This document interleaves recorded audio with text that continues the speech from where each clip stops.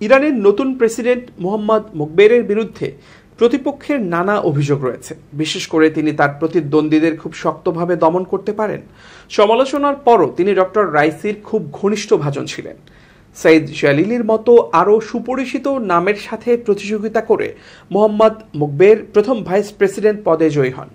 ফরমান ইমামের সদর দপ্তরে তিনি যেমন প্রধান ছিলেন, তেমনি তিনি রেসিস্ট্যান্স ইকোনমিক কমান্ড স্টাফের প্রধান হয়ে ওঠেন। প্রথম কয়েক মাস তিনি আধিপত্যকে দাবিয়ে রাখতে এবং অর্থনৈতিক সিদ্ধান্ত থেকে প্রতিযোগীদের দূরে রাখার চেষ্টা করেন। তাদের মধ্যে সবচেয়ে আলোচিত ছিলেন মোহসেন রেজাই, যিনি নির্বাচনে ইব্রাহিম রাইসির প্রতিপক্ষ ছিলেন। তিনি বিভিন্ন তত্ত্ব এবং অর্থনৈতিক সমাধানের মাধ্যমে ইরানের পরিস্থিতি উন্নয়নের চেষ্টা করেছিলেন। নতুন প্রেসিডেন্ট ডক্টর রাইসি রেজাইকে সরকারের অর্থনৈতিক ডেপুটি হিসেবে নিয়োগ করে, কিন্তু শিগগিরই এই ডেপুটিকে অর্থনৈতিক কমিশনের গঠন প্রক্রিয়া থেকে সরিয়ে দেয়া হয়। এভাবে কার্যত তাকে সিদ্ধান্ত গ্রহণের ক্ষেত্র থেকেই সরিয়ে দেয়া হয়েছিল। অনেকেই মনে করেন এর পেছনে মোহাম্মদ মোকবেরের হাত রয়েছে, যিনি নির্বাহী স্টাফের প্রধান থাকাকালীন সর্বোচ্চ ক্ষমতাধরদের সাথে ঘনিষ্ঠ সম্পর্ক গড়ে তুলেছিলেন। কিন্তু ইব্রাহিম রাইসির প্রশাসন ক্ষমতায় আসার 1 বছর পার হওয়ার আগেই তিনি নানা বিতর্কের মুখে পড়েন। রাজনৈতিক প্রতিদ্বন্দ্বিতা এবং নির্বাচনী প্রতিশ্রুতি সত্ত্বেও অর্থনৈতিক পরিস্থিতির অবনতির কারণে কট্টরপন্থীদের মধ্যে অসন্তোষ দেখা দেয়। তারা ইব্রাহিম রাইসিকে হুঁশিয়ার করেন যেন মোহাম্মদ মোকবেরের কর্তৃত্ব সীমিত করা হয়, আবার অনেকে তাকে অপসারণ করতে বলেন। 2022 সালের জুলাই মাসে 11তম পার্লামেন্টের সদস্য বা স্টেবিলিটি ফ্রন্টের সদস্য জাভেদ কারিমি কুদ্দুসি তার টুইটার অ্যাকাউন্টে লিখেছিলেন, এই পদের জন্য প্রয়োজনীয় যোগ্যতা মোকবেরের নেই, এবং তিনি সতর্ক করে বলেছিলেন যে তিনি এই অবস্থানে 1 ঘন্টা থাকাও বড় ক্ষতি।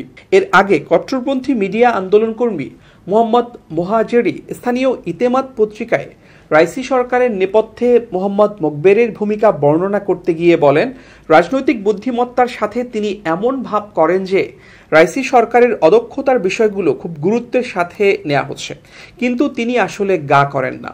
অনেকটা এমন যে সমুদ্রে নামবে কিন্তু শরীর ভিজবে না। কিন্তু এসব সমালোচনায় কোনো লাভ হয়নি, বরং 2022 সালের শাহরিভার শহরে মোহাম্মদ মোকবের ইসলামী প্রজাতন্ত্র ইরানের নেতার আদেশে এক্সপিডিয়েন্সি কাউন্সিলের সদস্য হন এবং ইব্রাহিম রাইসি তাকে নিয়ে কোনো সমালোচনায় কান দেননি। একই বছরের জানুয়ারিতে 3 শক্তিধর প্রধানের বৈঠকে মোহাম্মদ মোকবেরকে অংশ নিতে দেখা যায়, যা এক বিরল ঘটনা। ওই সভায় তার উপস্থিত থাকার ছবি প্রকাশ করা হয়, যেটিকে তার সমালোচকদের জন্য একটি বার্তা বলে মনে করেন অনেকে। সেই সময় থেকে ইরানের অর্থনীতিতে অস্থিরতা সত্ত্বেও প্রথম ভাইস প্রেসিডেন্ট পদে মোহাম্মদ মোকবার বহাল রয়েছেন।